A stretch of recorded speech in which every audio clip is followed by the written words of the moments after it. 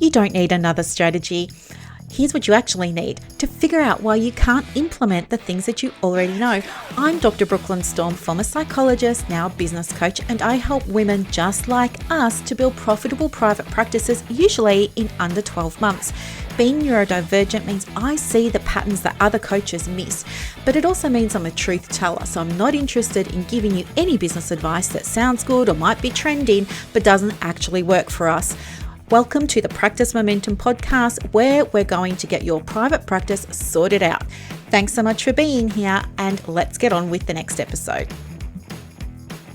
Welcome back to the podcast. Thank you so much for being here. And I have what I think is going to be super duper helpful for you today, especially if you're someone who often feels like, I don't know, like you're always catching up and like the diary just kind of gets out of your control. So yeah, you're going to want to hear this. But before I dive in, I just want to apologize to you for not recording an episode on Wednesday or Saturday last week. And the reason for that is I was just totally absorbed in what was happening with the purchase of the house and all of those things. And I'll give you an update about all of the fun sort of behind the scenes stuff after I've spoken about the more serious work stuff. So the people who are here for the work stuff, great. You can click off when we move into the behind the scenes. For everybody who likes behind the scenes more than the work stuff, maybe fast forward. But the reason that I want to talk with you about the diary situation is because it's been something that I've been dealing with for a very long time. And if I start to reflect on when did it all begin that I just, started to have problems with the diary, I think it was when I became full-time in private practice. Because when I was working for someone else, and even when I was in private practice, right, I had big contracts with some very big like insurance companies and things like that, doing things around psychology for their businesses. And, I didn't have an issue getting things done on time. I knew where I was meant to be. I knew what I had to get done. So why was it that, I don't know, like even without even being aware of it at the time, I don't know, things just went haywire when it came to managing the diary in private practice.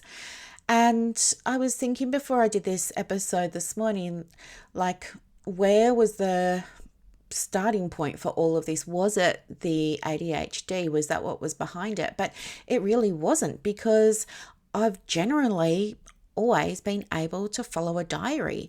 Even though I struggle with structure and rigidity, there's also part of me that really does like routine. And I think that's probably what's behind it. If I look back to when I was employed, there was absolutely routine. When I was doing stuff for employment services, for example, we used to have the morning meeting that used to happen every morning, 8 till 8:30. And it was like a check-in. Where's everybody at? You knew what was expected of you in terms of what you had to present for, the number of clients you were seeing and where the clients were at in terms of getting a job or losing a job or struggles they were having, support they were needing.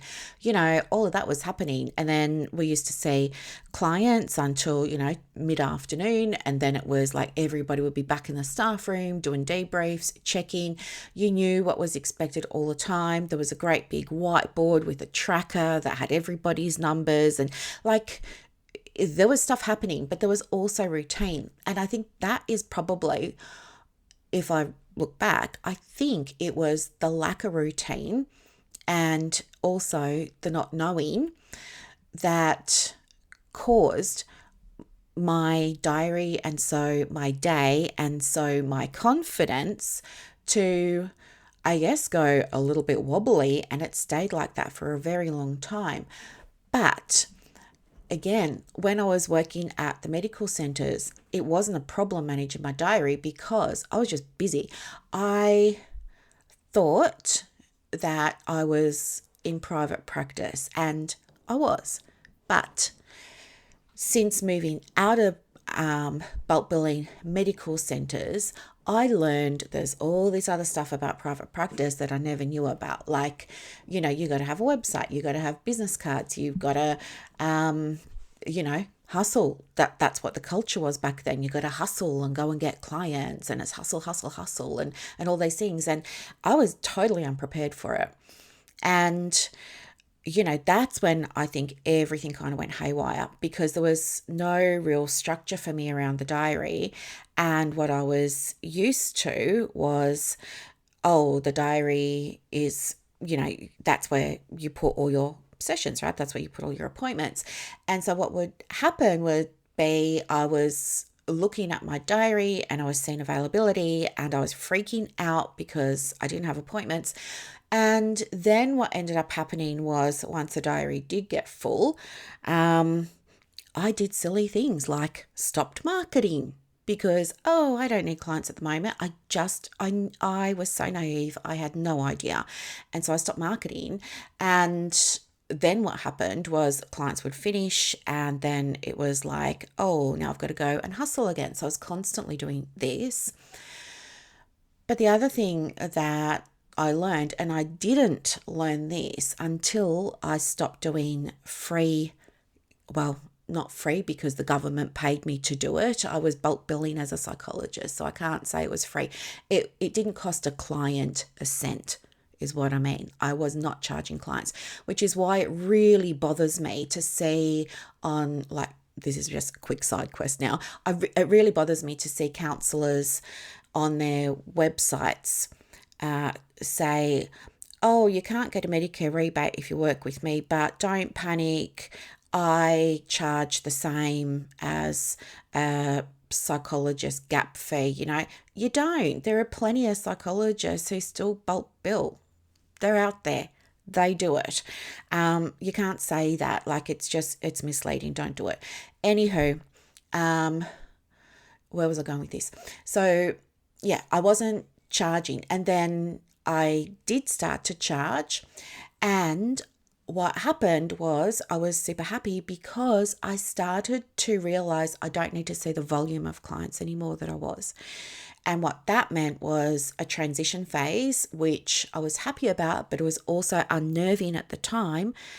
I was scaling back.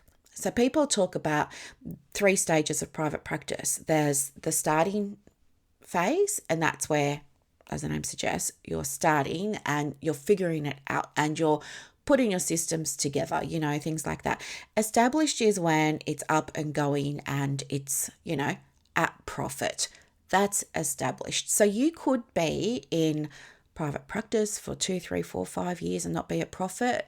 That stage for you is still considered startup.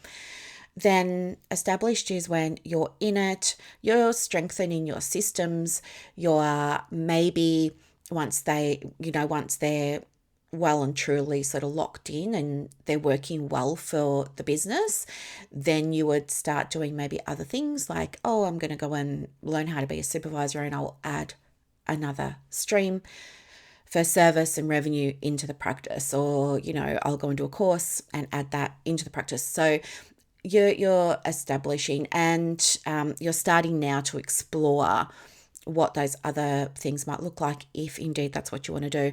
And then the third stage is scaling, and scaling can be forward or back, up or down, depending on all kinds of things, where you are in your life. Like, you might be ready to, dial it back a little bit. It might depend on your health. It might depend on family commitments. Like, could depend on all kinds of things. Burnout, so scaling up can look like adding things into the business now, like passive income, extra courses, group programs. Maybe it's hiring subcontractors or employees for the business. Maybe it's expanding the practice to go from where you are and opening up maybe other offices around the country, via telehealth or something like that. So you've got a presence in different states. So that's an example of what scaling up could look like.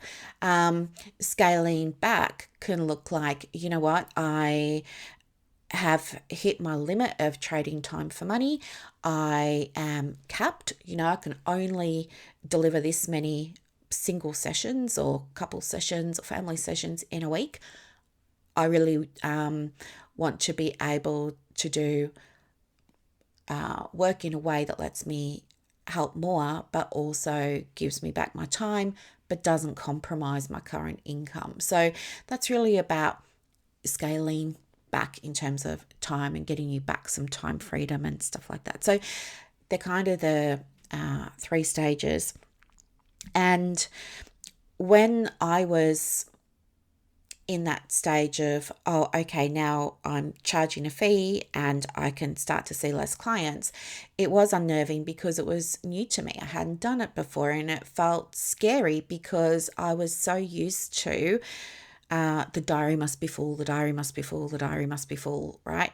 So to see all these gaps, yeah, bit scary, bit unsettling. But here's the other thing.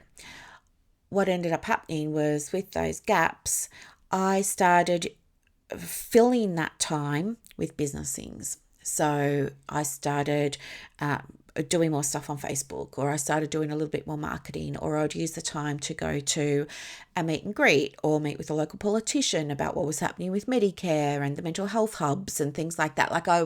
It freed up my time to go and work on the business. And I think that's probably the thing that you don't learn when you first start a private practice. But when clients work with me in Practice Momentum, it's in the initial onboarding. You must be able to set aside and commit to 2 hours a week minimum to work on the business, because without it, you're working in the business, and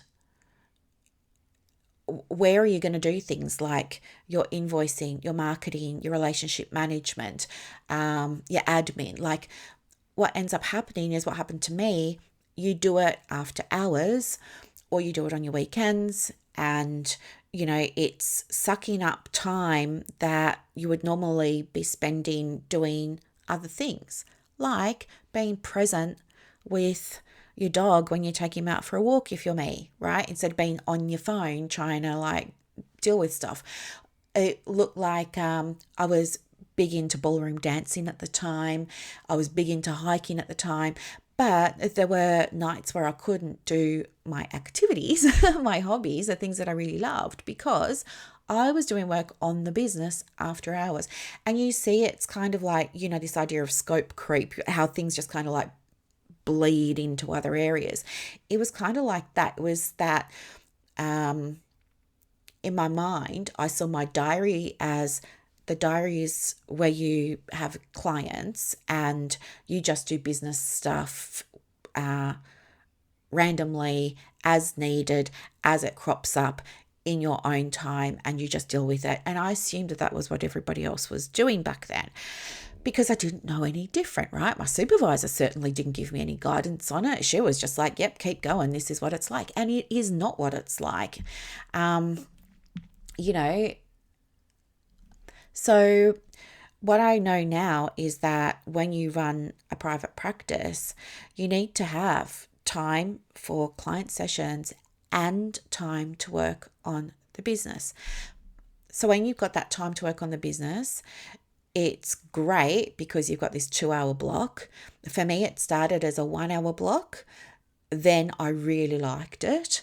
And then I was like, oh, I wonder if I could do 2 hours. And I crept up to 2 hours. And then that was even more helpful than the 1.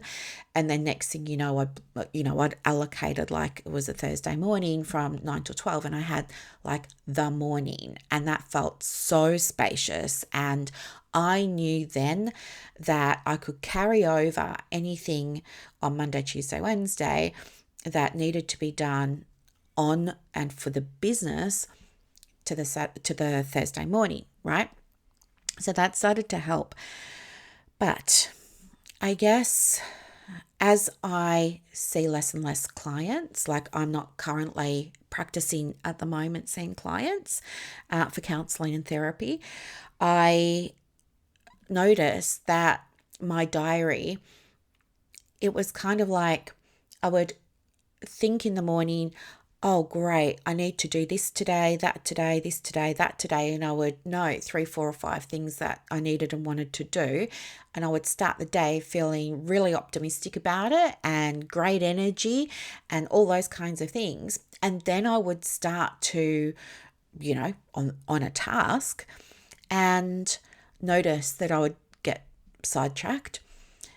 Something would happen. Maybe a client needed a resource. Maybe somebody needed some help or support.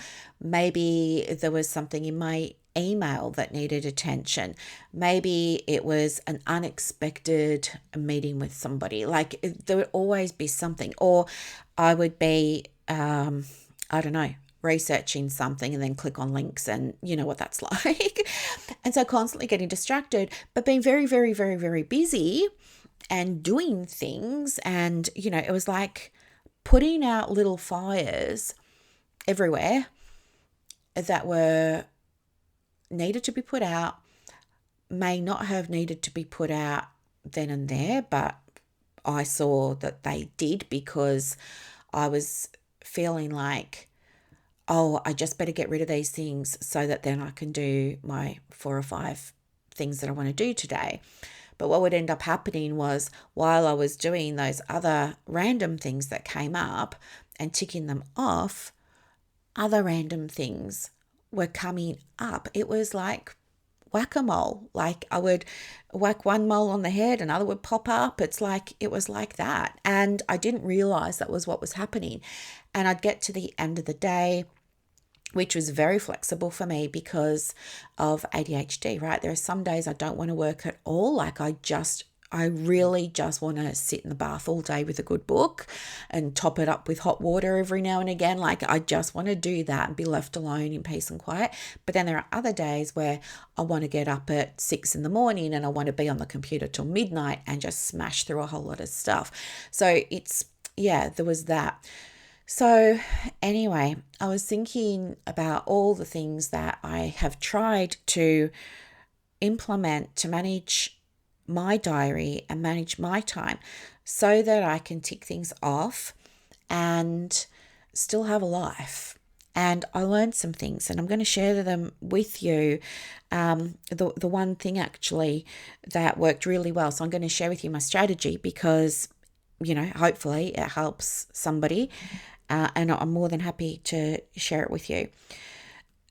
The other thing that I learned too was that when I was thinking about how I want to structure my time differently a while ago and what I wanted it to look like, of course, I also needed to look at what hadn't worked and really unpack for myself why it hadn't worked.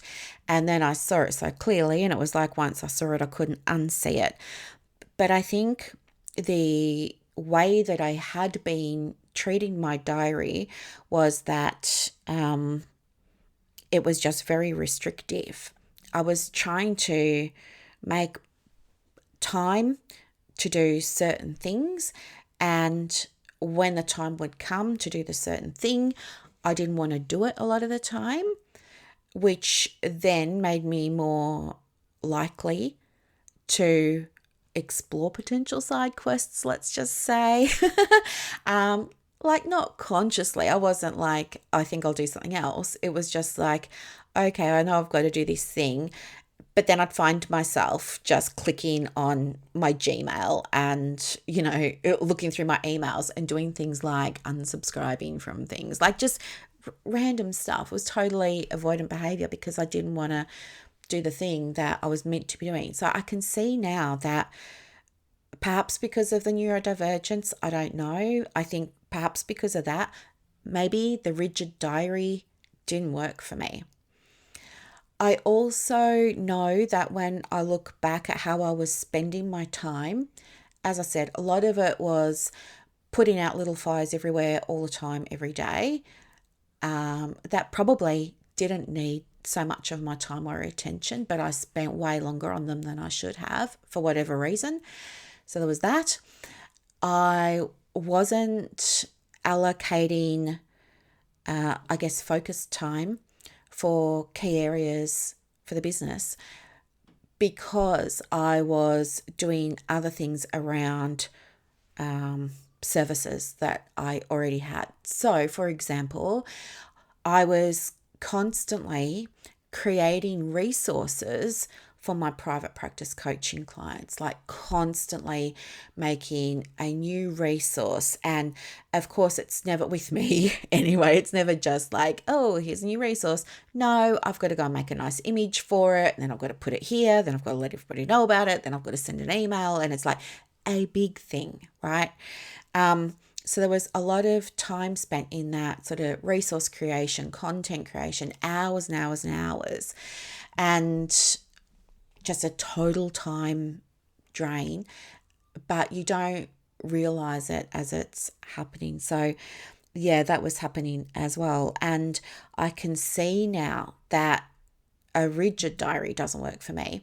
The other thing that I had tried was the paper and pen planners, because I'm old school. I do like to write things down. I even bought, I may have mentioned it on a previous episode. I think I was so excited I nearly wet myself. It was Creator's Friend were having some huge sale. It may have been Black Friday or over Christmas or something. But I ended up getting like the whole kit. I bought myself all of the journals. Oh, Creator's Friend, I'm not affiliated with them. I'm just sharing like what I got. They specialize in making like 30-day journals or planners or exercise books, whatever. They're thin, like little notebooks, and you can put them all together in one little folio.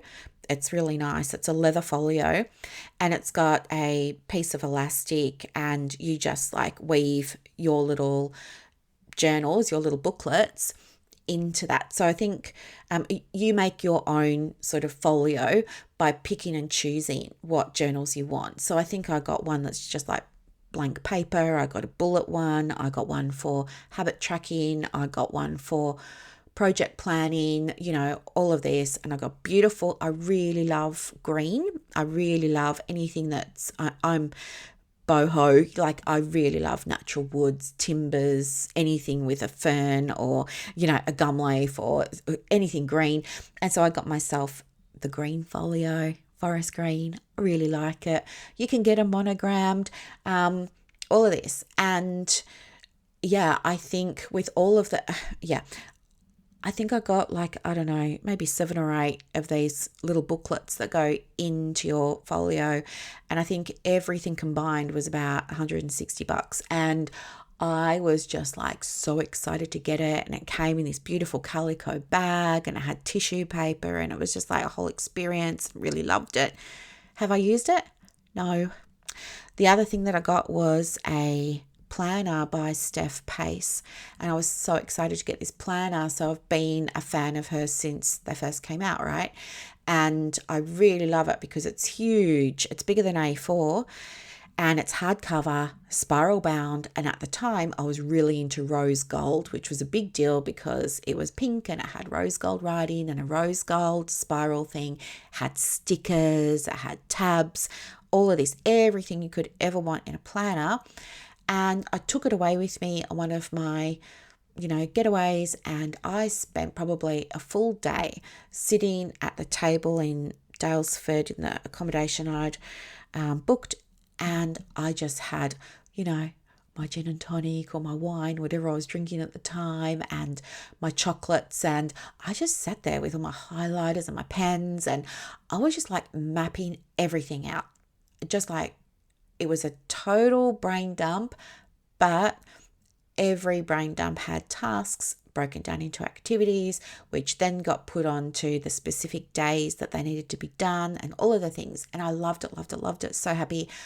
Got back from my getaway, put the planner on my desk, didn't use it, ended up using the planner for scratch paper. I know. So it's not, and then I tried like apps for your phone where you can, structure your day and schedule your day and everything. And that worked for a while. I forget which one it was. I had good success with one. I think it might have just been called Schedule Me or something. I had good success with that for about, I don't know, nearly 12 months. And I did recommend it. but then dropped off.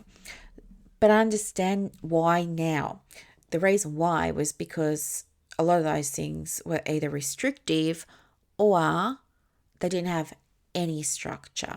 So it was like I needed the Goldilocks of a planning system and didn't realize it. I was trying this one over here. It was too structured, too rigid.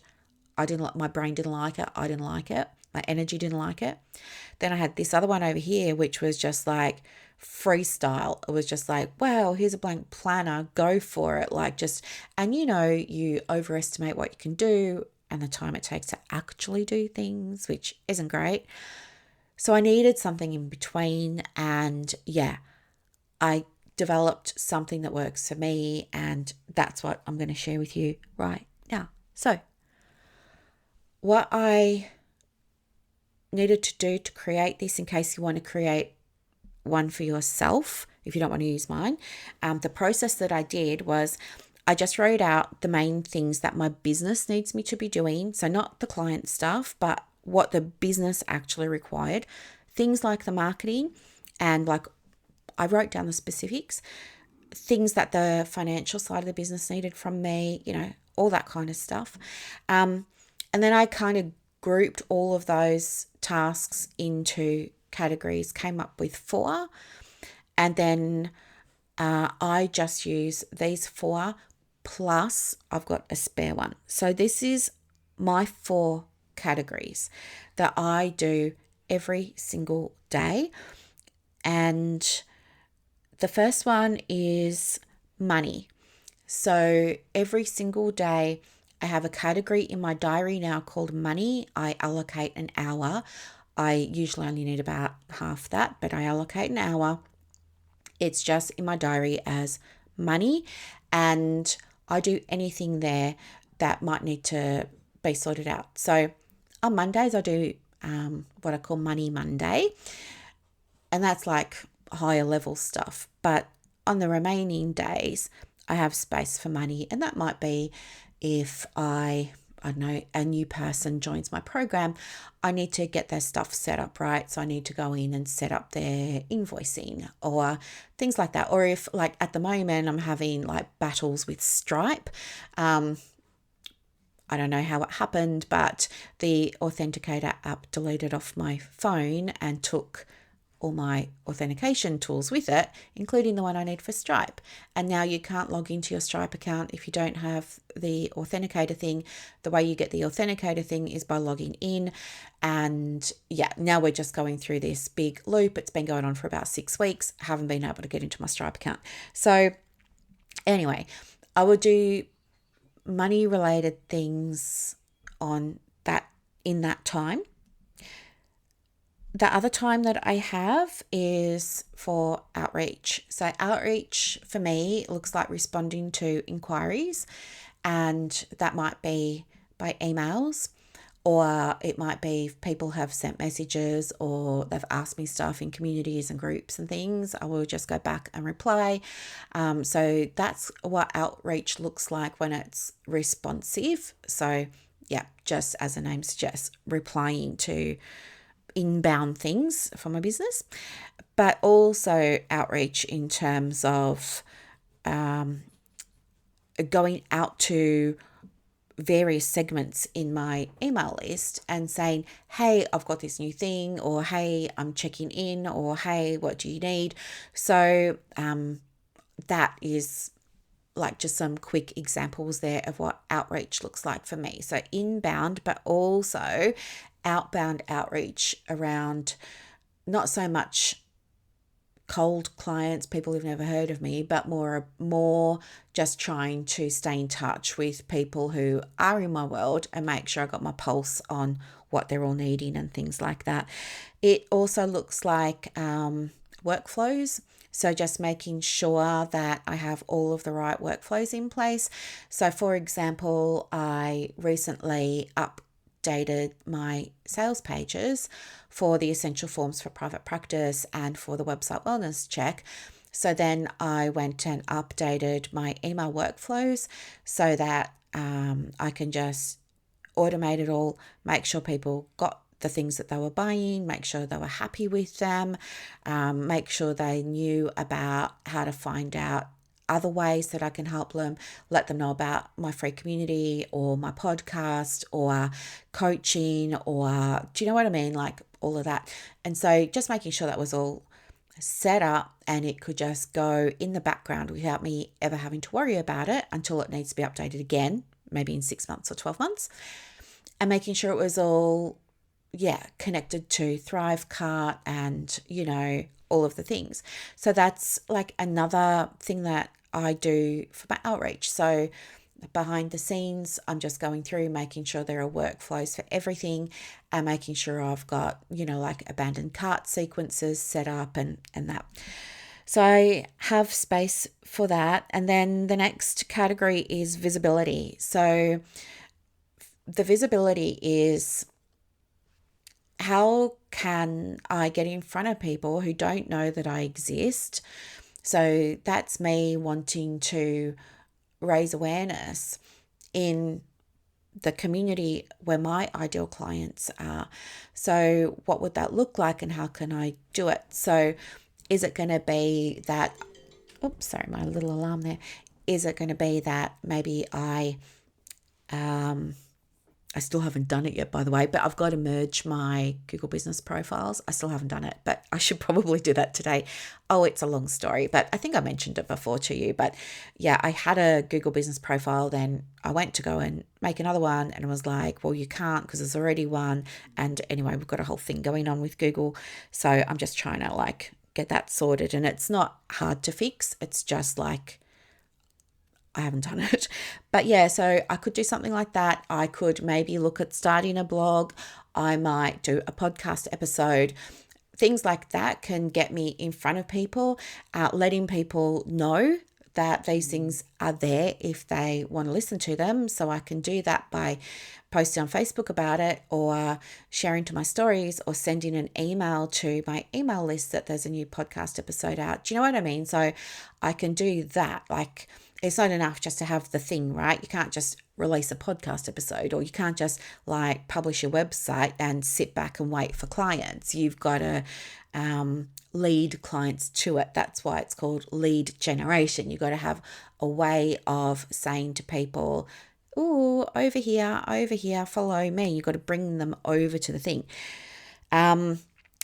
So I spend time each day on visibility. It could also look like updating SEO, all the things.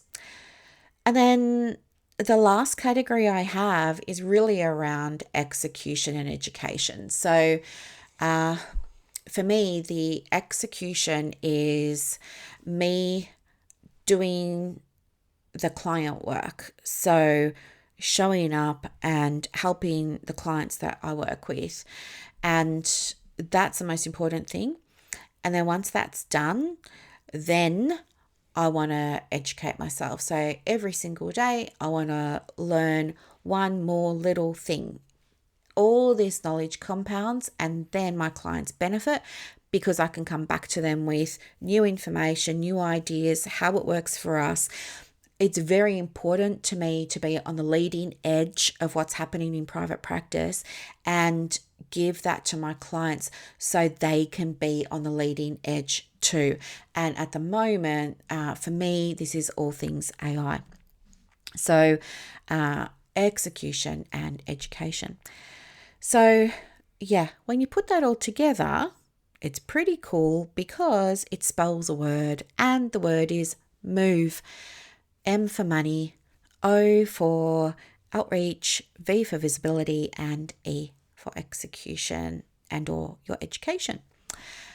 But around that, the other thing that I've found super duper helpful is to add an S onto the end.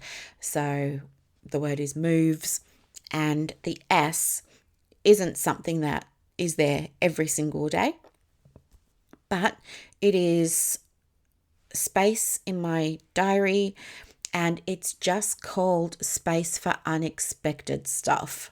That's literally what it's called in my diary, and it's an hour twice a week, and anything that comes up in the day that I haven't anticipated and that I can't do in the move, or I've already done that letter for the day, I just go and add that into my space for unexpected things. I don't put pressure on myself to do it urgently. I don't prioritize it.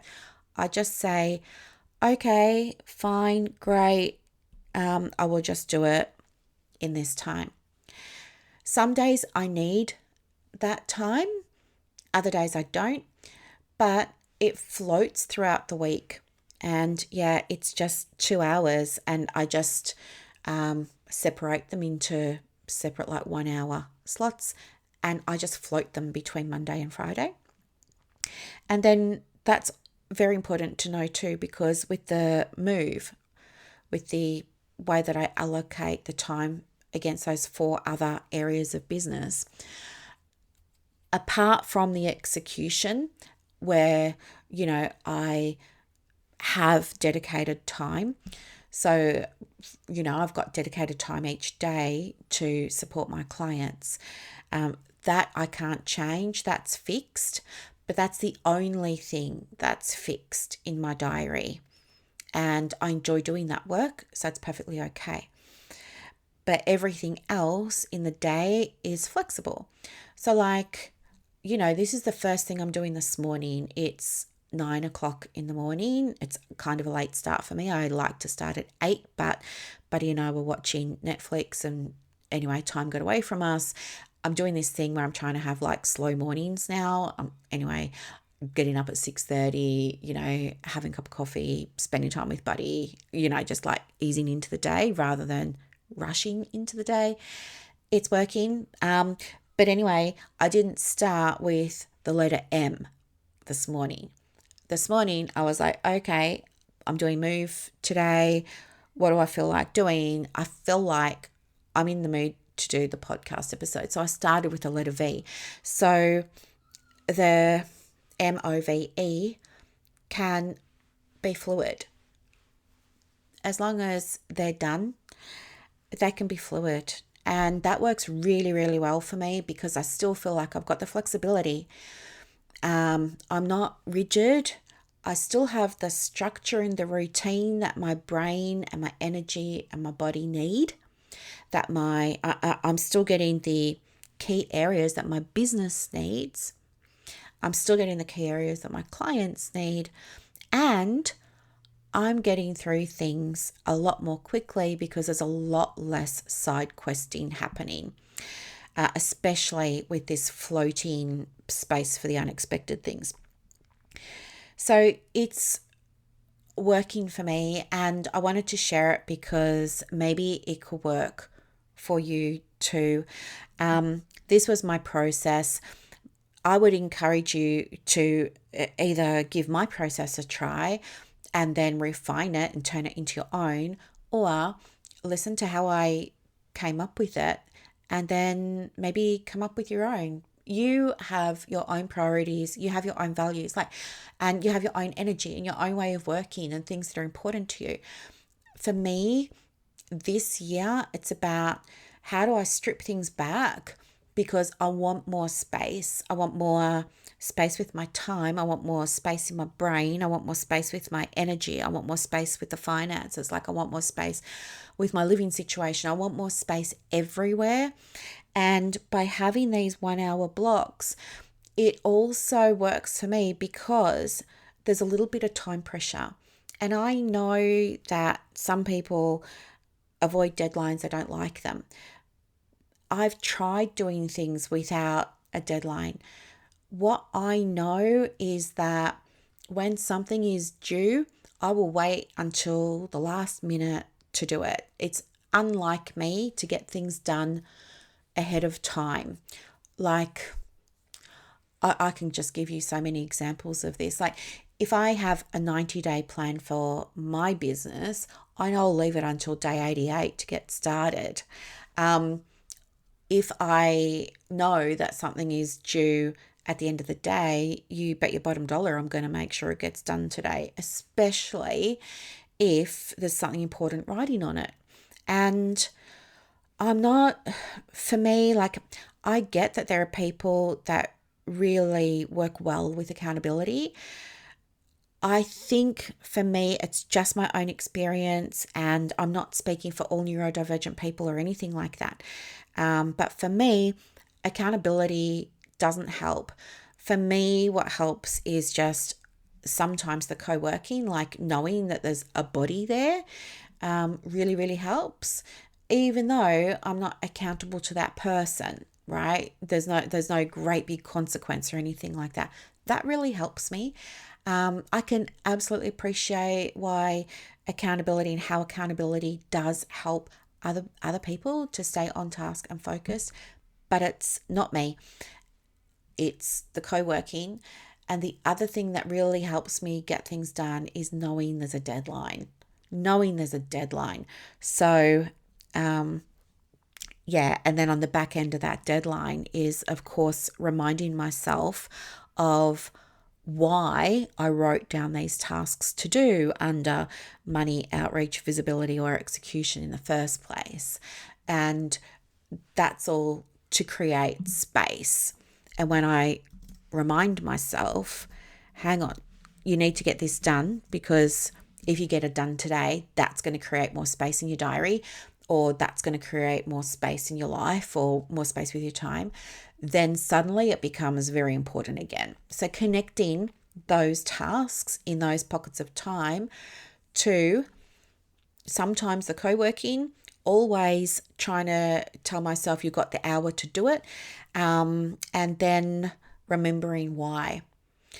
And each of those three little motivators there will work differently at different times for different reasons, for who knows why. But I was saying to somebody the other day, she said, oh, use a timer. And, I've got a timer, but I've got to be in the mood. It will work for me sometimes and not other times. If I'm in hyperfocus and I'm using a timer, I will just set it for another hour and I will keep doing that. And then it will go off for the 6th or 7th time and I just want to throw it through a window because it's distracting me. Timers work for me, I know now, when I'm not in hyperfocus, when I'm just having like a regular day. Absolutely, a timer will work. On those days when I'm in hyperfocus, I don't need anything. So it's also about understanding why the tools that you're using to help you tick things off do and don't work for you, and looking at the patterns that you're able to identify when you look back. So for me, when I'm sharing with you about the timer, I was thinking to myself, well, when has it worked? When didn't it work? And why did I get the timer in the first place? I got it because my practitioner recommended, hey, this is a great way for ADHD. I got the timer. I wanted to give it a go. I saw it didn't work for hyperfocus, but I can also see it does work when I'm not in that space. So now I understand it's not that timers don't work. It's that for me, I need to use them under certain conditions to get the result. So you got to do a little bit of that. But I think what works with my process here is that I'm getting those 4 areas done in the order I want to do them. They all move around. They are time guided on the days when I'm not in hyperfocus, or the opposite, where I'm not just bombed out and I just don't want to, I just want to be completely quiet and completely, I guess, in my own space. So they're the 2 extremes, right? So that's what works for me when I am sort of in the middle space. So yeah, have a little bit of a think about that. And by the way, I just want to say, if the track just glitched a minute ago, it was just because somebody who started to bark at a bird. So I had to quickly hit pause and then delete the barking bit and hit record again. So anyway, that's the process. So have a think about how you're spending your time. Think about where the time is going, what tasks you're doing. Write it all down, and even retrospectively. And then I would look at clumping it into a few categories. I would say, 5 categories, 4 categories. Don't overwhelm yourself. and just try it. I mean, what have you got to lose, right? Just try it. So, yeah, that's that. So that's the business part of the podcast episode for today. If you want to hear about, the other stuff, the life stuff, stay with me. Otherwise, thank you so much for being here today, and I will see you in the next episode. So, yeah, the house. If you listen to the last episode, you know the whole story. I'm just going to pick up where we left off. So, yeah, I went and got a building inspection done. I'm pretty sure I told you this. I'm not sure. I'll just give you like a quick refresh. But anyway, I have this beautiful conveyancer. She said to me, "Oh, you want to go and get a building inspection done?" I was iffy about it because I really wanted the house, and the estate agent had given me every reassurance that, of course, the house was fine and didn't need anything doing to it because it couldn't not be fine if it's got a tenant in it, right? So I kind of didn't feel like I needed to do it, but the conveyancer was like, "Oh, it's always a good idea, just cover yourself." It's like, okay. So I did it more kind of, just based on that. Anyway, she says, "Oh, here's a name of some people." They say that, yeah, they can do it. But the thing is that they don't normally work out in that region. They normally work more towards the city. They tell me they've been out to the region once in the past. Anyway, later that day, I get a flurry of messages from the conveyancer and the building and pest inspection people saying, hold your horses. Like, yep, just wait a minute. We've already been out there. We've already done an inspection, blah, blah, blah, blah, blah. And I thought to myself, holy smokes, like what are the chances of that? And I took it to be another sign from the universe that I was on the right track. And anyway, they sent through a report from the last inspection, and they were like, "Oh, it doesn't look good," all of this. And I wasn't even panicked because I just felt so, I don't know, like supported, so taken care of, so like, no, I just know this is my house, that when I looked through the report, I was, not surprised to see that a lot of the things that were in it were actually quite minor. I thought to myself, oh, well, I can paint over that. One of the other things was, the latch on the gate, isn't connecting properly or something. And I thought, well, that's just a trip to Bunnings and I'll get my own latch for the gate. And another one was, there's a loose door handle in the foyer. And I was like, again, like not a big deal. I can get out the screwdriver. I'm capable of tightening up a handle. So it looked like there were lots of things in the report, but to me, they weren't anything really, really major. There were a couple of things that they were like, two of the internal walls aren't plumb, and there's two windows that stick a bit when you're trying to open them, and they're the sash windows, the ones that lift up vertically. And I just thought to myself, well, the house is 131 years old. It's gonna have like walls that aren't plumb anymore, and it's probably gonna have difficulty with a window jamming. But I just figured, like, I've dealt with jamming windows before. I can easy fix that with a bit of WD-40. Like I was seeing solutions, and it just affirmed to me that this really is my house.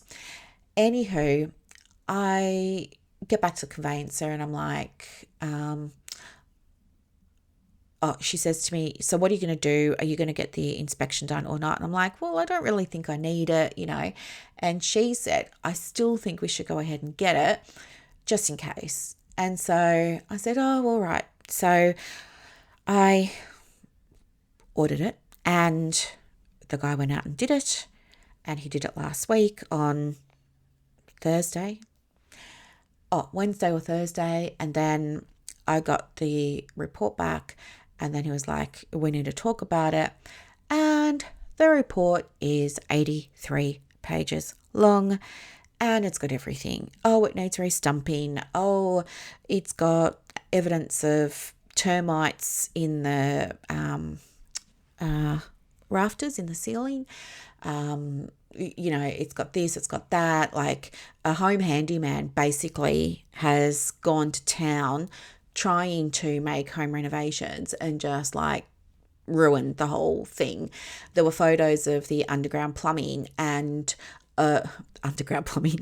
The house is up on stilts, and well, the back of the house is on stilts because the land falls away, and there's no dirt or soil that goes, I guess, from the ground right up to underneath the house. So you can see the stumps and you can see the stilts and stuff like that, and you can see the pipes. Now, I just thought they were normal pipes.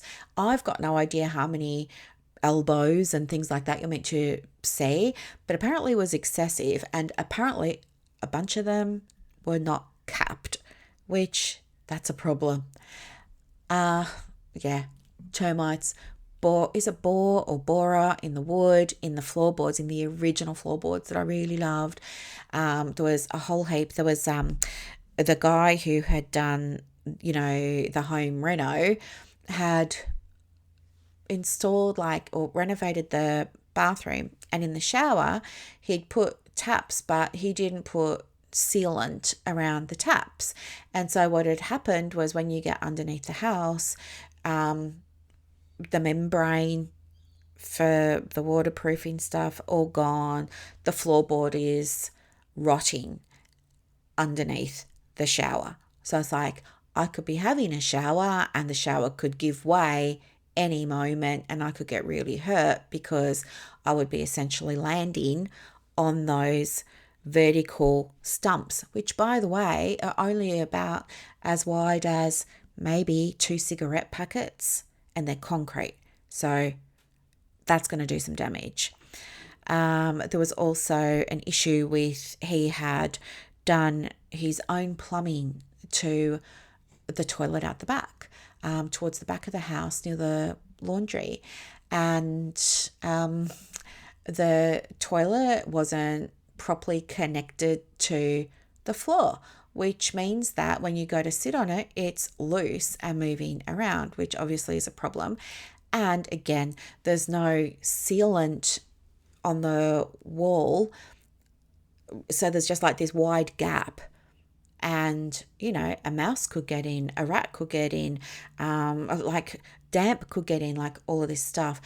It had been leaking, and we had the same issue. So underneath the floor, all the wood was rotten, and that floor is going to give away any moment. So it was just, and there was buildup of mold spores, which you can't see with your eye, but they show up on these special detectors that the inspector was using, and blah, blah, blah. Nightmare. So it was interesting because I got the report back, and when I started reading it, I was like aware that my energy was going from I can fix this to, okay, I'm out.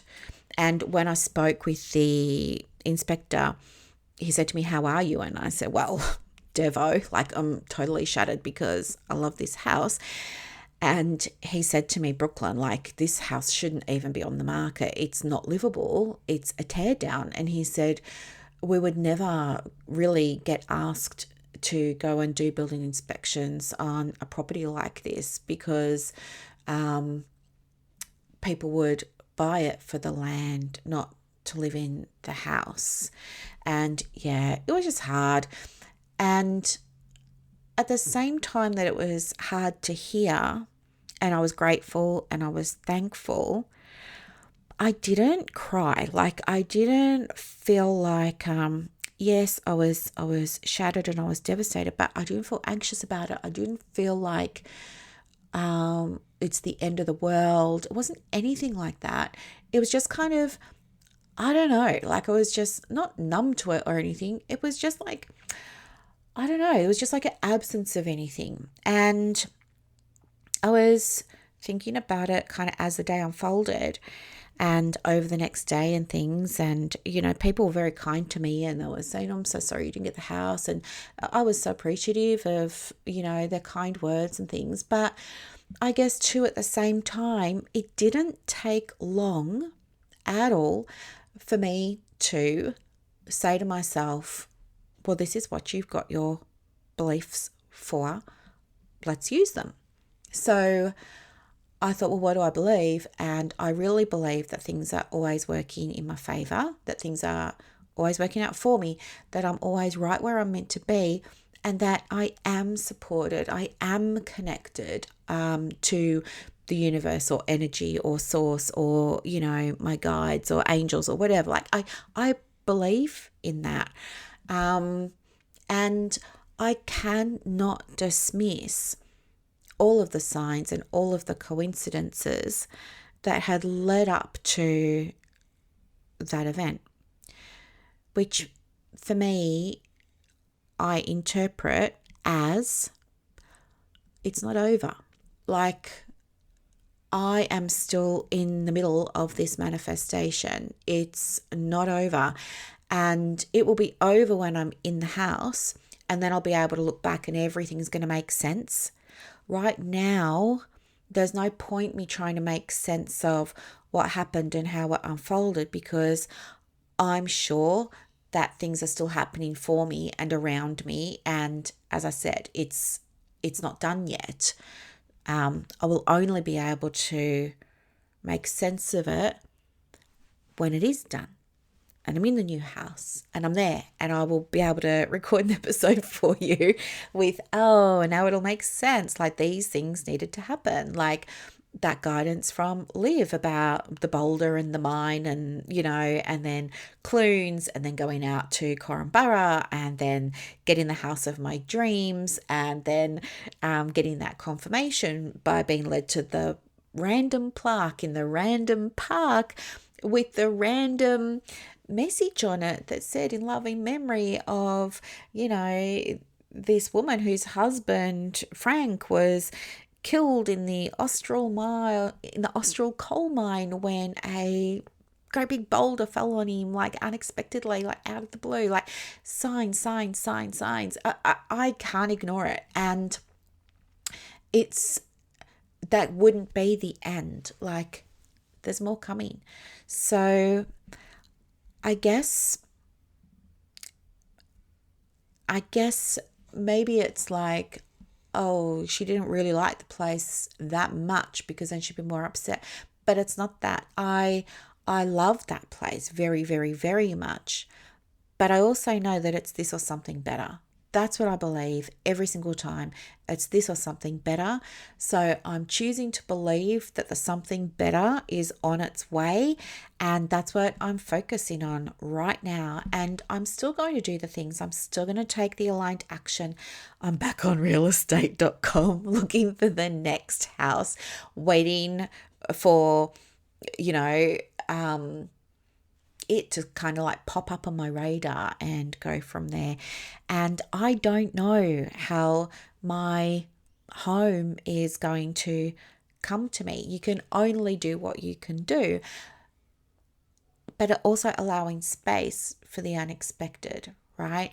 And I have so many examples of that, like thinking, like if I wanted something to happen, I used to think in like a very human way, I guess, like, I just have to do this thing and this thing and this thing. Like there was this one time years ago when I changed accountants, and we were doing the tax return and everything, and the tax return was, I don't know, I forget the exact amount, but let's say it was like $20,000 or something. And yeah, I had set aside the money, went to pay for it. The accountant gets back in touch with me and says, we're going to need another 20,000. And I was like, well, what for? And he said, because you've got a debt. I was like, I don't have a debt. He's like, yeah, you didn't pay your tax last year. I was like, yes, I did. So then I had to go and like scrounge up all my tax like the evidence of the payment that you get when you make the payments and everything. So I forwarded all of that on to my accountant, and he's like, oh, I wonder what's going on. So he rings the ATO, and they're like, nope, we haven't got anything.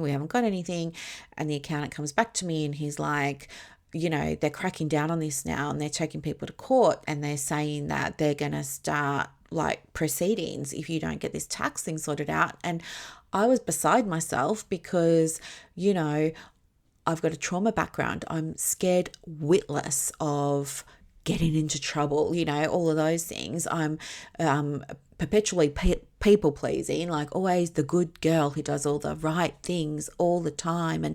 And so I'm like, I'm shocked, I'm scared, I don't know what's going to happen. I'm like, I've got this evidence. I keep going back to my accountant, and I said, you got to talk to them.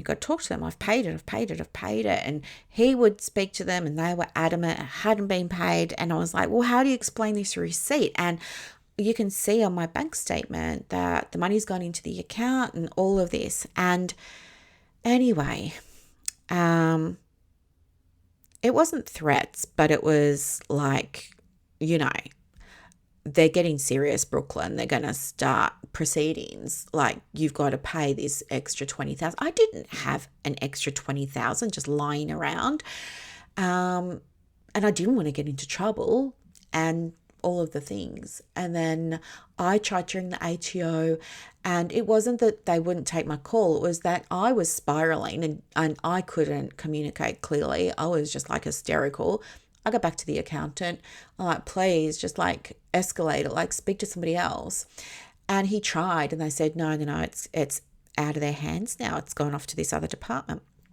And then I was like in a real way. So I started selling stuff to come up with the 20,000 so that I could pay for it. And I was listing things everywhere so I could quickly get some extra money in and raise it so that I didn't have to go through this whole thing. And we get an email from the ATO saying, oh, sorry, our mistake. They had recorded the payment that I had made into a different account, like that there was a different number at their end on it. And they said, yeah, all good. Sorry for any inconvenience. Have a nice day. But for me, it was like major trauma. But anyway, that's what I mean. Like, you never know how things are going to happen. I thought I was going to have to work harder, sell my stuff, find a way, But as it happened, no, it was there. There was another time where, I don't know, I thought something was going to happen, and yeah, I was taking the steps, but then the outcome just came like a totally random way. One of my clients, she needed money for something. I don't know why this is all about money, but she needed money for something. And so she was like working harder. And then the money came to her, not through her hard work, but through an inheritance. I mean, you just never know. You've got to show up in the space that says this is happening. And when you're doing that, you're showing up in the identity of the person it's happening for, the person who's making it happen, right? You're operating from cause. You're leading it, rather than you're being a victim and this is happening to you and you don't have any power. So that's why when we're talking about manifesting, it's always very important to remember that you have to lead things. It's the leading. It even happens without you needing to be intentional and conscious of being in this identity of the person who's already got it. But that's what's happening beneath. When you take that action, you're embodying the identity of the person who's got it, right? And the way that it comes is very rarely anything to do with you. In the world of manifesting, right? Yes, there are certainly things that you can do that can help things along and stuff like that. But at the end of the day, when it's something you're manifesting on, things will come to you in random ways. Like one of my clients, she had been struggling with her marketing for so long, and she didn't have many clients and things like that. And she kept posting on her Facebook, all those different ways.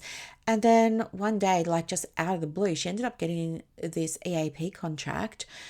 Just her. It wasn't through an EAP company. It was a business. They just randomly contacted her and they were like, do you do EAP? We're not happy with our EAP provider. We want EAP. And she got herself like this very lucrative EAP contract.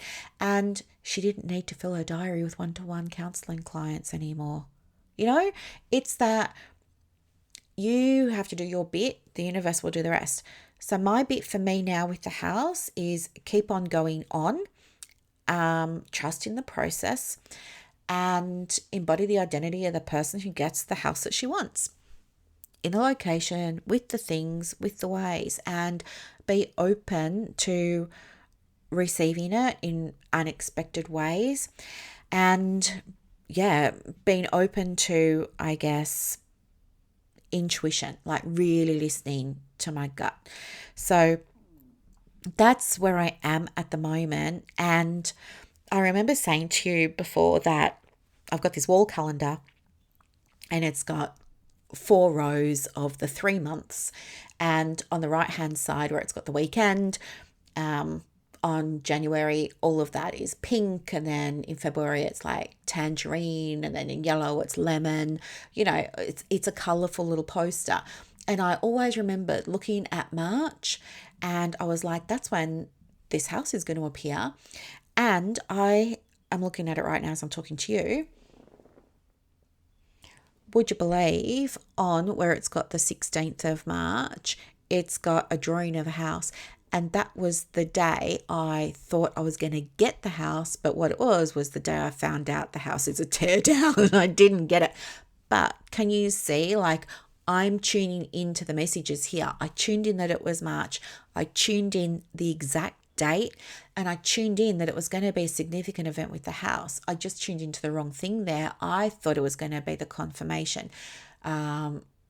But what it turned out to be was a confirmation that it's not, and it's a detour, and it was a significant event, right? So I know I'm connected, tapped in, tuned in, turned on to what's going on around me energetically. It is kind of freaking me out a little bit, but at the same time providing me with a safety cushion.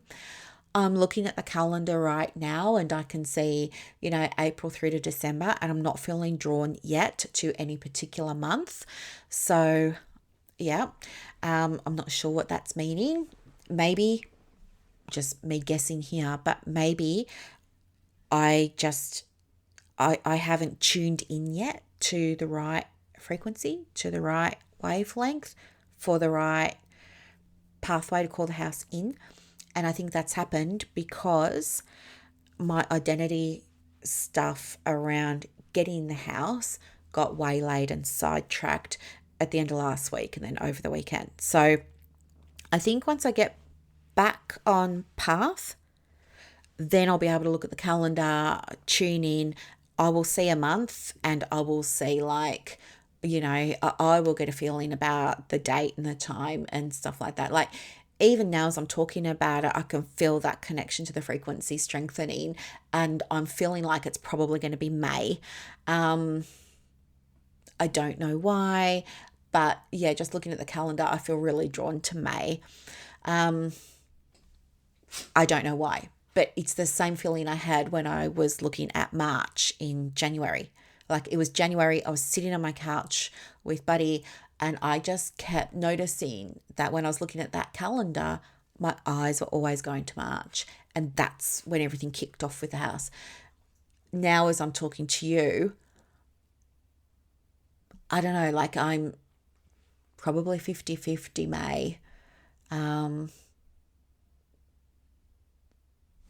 Maybe April, but I'm really feeling drawn to May. So yeah, I guess we'll know more in May, won't we? We'll have to stay tuned and find out. But I'm looking at it again and I'm just feeling it's a May connection that I have. So yeah, interesting. We'll see what happens. So that's what's been going on behind the scenes with the house. But I will leave it there for today. I just wanted to say, if you came to the free mini workshop, if you've ever done any of my free bite-sized trainings, like I used to do them years ago, I stopped doing them. I can't remember why, but I thought recently, maybe I should kick them off again. So I did one yesterday, and it was for websites, like it was a super short training. It went for like 15 minutes, and then just opened it up to Q&A and did a few, I think 3. I had space for 4, but I did 3 mini website reviews of people's websites, just giving them a few little tips and pointers. And then some people kicked on for some questions and stuff. So it ended up going for an hour. But I'm just going to do them every week. The next one is on Tuesday. So they're always on Tuesday at 12 noon. So they're kind of in people's lunch times. And they're online. And it's like 15 minutes of a little training. Then 4 people can get my eyes on their stuff, like whatever the topic is. So next week it's social media and Facebook, specifically Facebook, fixing people's Facebook. And then everybody who registers gets the replay and, bibs and bobs and stuff like that. So if you ever want to come along to them. You're most welcome. But so I'm just going to do them like, I always say, right, business happens in 90-day cycles. So I'm going to do these for 12 or 13 weeks for the 90 days. And then we'll just see, how it went, what it was like, what the uptake has been, if they're useful for anybody and things like that. And also want to track my numbers. So yesterday was the first one, and I marketed that one. Here's the marketing. Here's what I did for the marketing. I came up with the idea on Sunday. On Sunday afternoon, I put a post on my Facebook group, my Facebook business page, my profile. I shared it to my stories on Facebook, and I sent an email to my list on Monday morning, like the day before. So it gave nobody any notice whatsoever. Probably not fantastic, but when I look at my metrics, I can see that, it was interesting. 101 people looked at my opt-in form, my landing page, and 55 registered. So, that's a super duper high conversion rate. So that was good, because that told me, okay, it's like every second person wanted to come along to this that knew about it. So I will do that one again, because I can see there was definitely a need because of high conversion. I think probably there were a lot of people who just didn't know about it, because it was really only like a day and a half people had to see stuff. And if they didn't read that email on Monday, they probably didn't know about it. So I think if they had more time, probably more would come. So I will run that one again. As I said, next week's one is on fixing Facebook, and that's to help people who are using Facebook to build their businesses but are struggling to get clients from it. I want to show them how to get clients from it, and of course support some people who are on the call by giving them a quick glance over their Facebook and what they've been doing, so that they can get some personalized support and suggestions and recommendations, so that they can turn it around and start to, I guess, feel more confident with it and get it moving in the right direction. So you're most welcome to come along to any of those if you like. We've got until the end of March for applications for Practice Momentum and Momentum Ascend. So you can go to my website and read more about either of those if you like. And otherwise, I just want to say thank you for listening. Thank you for being part of my world. And if there's anything you ever need, don't hesitate to reach out and let me know. All right, have a gorgeous rest of the week, and I'll speak to you again on Saturday. Okay, bye. And that's a wrap for this episode of the Private Practice podcast. So as you reflect on today's insights, imagine creating real success in your private practice without going down rabbit holes or exhausting yourself with business activities that don't move the needle. With Practice Momentum, you have push of a button help available on demand. It's like having an expert in your pocket ready to guide you whenever you need it. Visit brooklynstorme.com to discover how Practice Momentum can transform your approach to building a thriving practice. I'm Dr. Brooklyn Storme, and I'll see you next time as we continue exploring the mind, business, and spirit of private practice success.